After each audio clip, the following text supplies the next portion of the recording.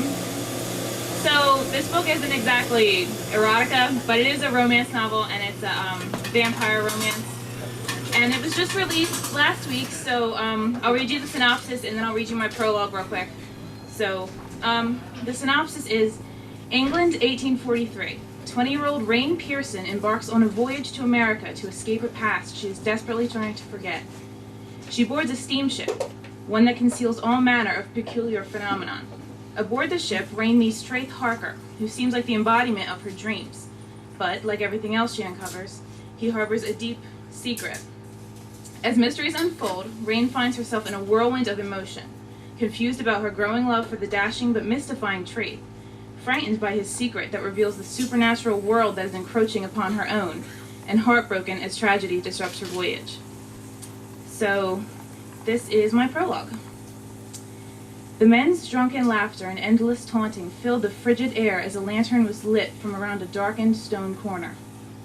The shadowed guard moved back further into a bend by the dungeon cell, watching the flickering light of the lone lantern grow brighter, the smell of beer filling his nostrils. The light finally exposed the two inebriated sentries shoving a bloodied and shackled prisoner through the dungeon's narrow hallway.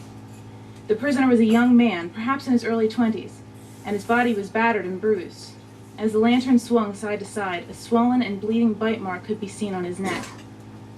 The two sentinels staggered, each one holding onto an arm of the dragging prisoner. As they approached the last cell, by the shadowed man in the bend, the young prisoner was unceremoniously tossed into the iron-barred maw, collapsing upon impact. Locking the cell, they stumbled away, still laughing, and the lantern's light faded off behind the corner. The only form of light was that of the crimson-outlined moon filtering through a dusty, barred opening at the height of the cell.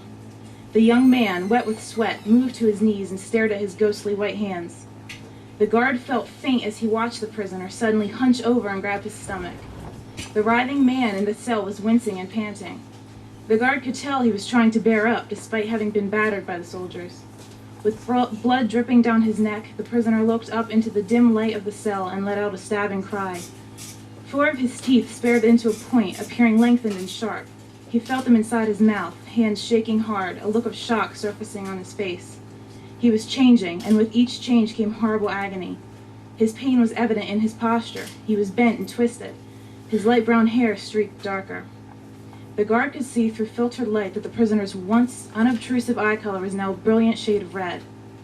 The prisoner pulled himself to the other side of the cell, where a dusty shard of a worn mirror was hung.